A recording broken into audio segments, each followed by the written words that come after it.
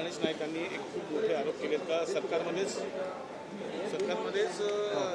बिल्डरांचे हे दलाल आहेत अधिकारी असं म्हटलेलं. नाही ते असं म्हणाले की काही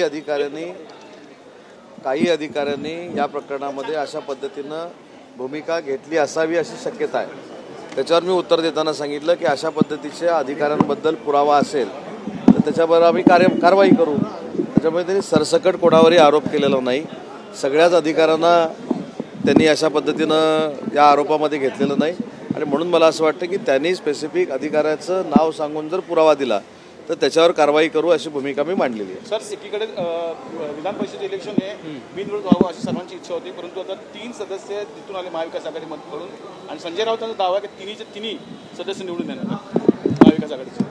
त्यांचे तिन्ही निवडून येणार हा त्यांचा दावा कशाच्या आधारावर आहे मला माहीत नाही, परंतु आमचे सगळेच्या सगळे उमेदवार विधान परिषदेमध्ये निवडून येतील. सर, याच गणेश नाईकांच्या अनुषंगाने एक महत्त्वाचा मुद्दा आहे की 2013 मध्ये आपण जो EWS कायदा आणला त्या अनुषंगाने असं होतं की 20% घरं EWS साठी आरक्षित असं प्रत्येक डेव्हलपमेंटने त्याचा विचार करायला हवा, पण तसं काही झालेलं नाही असं आणि त्यामुळे 715 कुटुंब जे ती बिनघराची आता फिरताना आपल्याला पाहायला मिळतात. मला नवी मुंबईच्या या प्रकरणाची माहिती नाही. या प्रकरणाची पूर्ण माहिती घ्यावी लागेल आणि माहिती घेतल्यानंतरच त्या संदर्भात बोलावं लागेल. परंतु 715 लोकांवर कुटुंबावर अन्याय जर झाला असेल तर शासन त्यांच्या सोबत आहे. त्यांना न्याय मिळवून देण्यासाठी आम्ही सगळे मिळून प्रयत्न करू. महाविकास आघाडीच्या नेत्यांचा असा कालपासून दावा आहे की विधान परिषदेच्या निवडणुकीच्या बाबतीत महायुतीतील काही आमदार नाराज आहेत आणि ते विवेक बुद्धीनं मतदान करतात. कुठचे नाराज आहेत? महायुती. मला असं वाटतं की मी अनेक वेळा सांगितलं आहे की लोकसभेला नरेटिव्ह सेट करून त्यांना असं वाटायला लागलेलं आहे तर प्रत्येक निवडणुकीमध्ये असा फेक नरेटिव्ह सेट होऊ शकतो. अशातलं काही नाही. आमचे सगळेच्या सगळे विधान परिषदेचे उमेदवार जिंकतील आणि त्यांची 3वरची फॉर्मची संख्या ही 2वर येईल. मनसेने एक मागणी केली की मुस्लिम समाजातील ज्या घरात 2 मुली आहेत त्यांना लाडकी बहीण 2च्या वर ज्यांना अपत्य आहे आणि त्यांना 2च्या वर बालिका आहेत अशा प्रकारे हा लाभ मिळून अशा प्रकारे मागणी केली. मनसेनं काय मागणी केलेली आहे त्याची माहिती घेऊ, त्याची पडताळणी करू आणि त्याच्याबद्दल कशा पद्धतीने निर्णय घ्यायचा किंवा काय निर्णय घ्यायचा याच्यावर निर्णय घेऊ.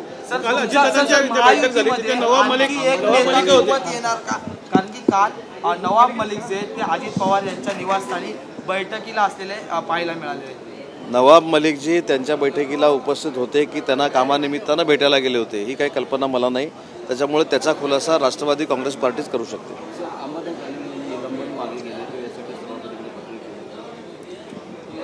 अंबादास दानवेंनी सभापतींकडे पत्र दिलेलं आहे की नाही याची मंत्री म्हणून मला तर काही कल्पना नाही, परंतु या संदर्भातल्या काही बैठका आज होत्या याची मात्र मला कल्पना आहे.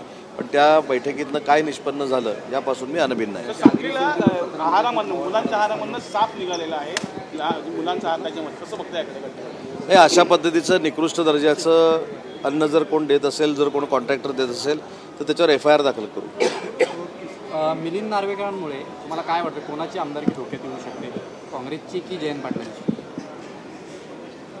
आता काँग्रेस, जयंत पाटील साहेब हे राष्ट्रवादी पुरस्कृत आणि उबाठामार्फत मिलिंदजी नार्वेकर हे 3 उमेदवार आहेत. त्याच्यामुळं काँग्रेस कोणाला मतदान करणार आहे याच्यावर जयंत पाटील किंवा मिलिंद नार्वेकर हे अवलंबून आहेत.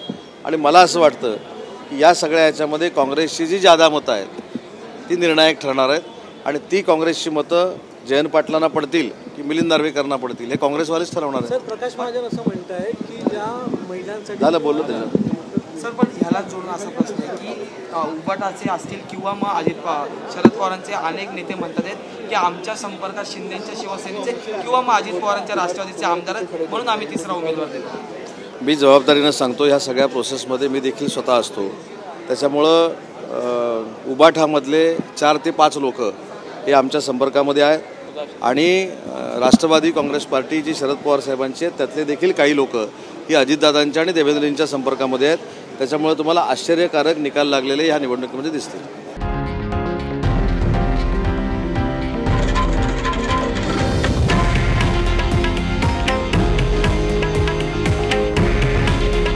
हे आहे देशातील नंबर 1 न्यूज नेटवर्क आणि आपण पाहत आहात TV9 मराठी.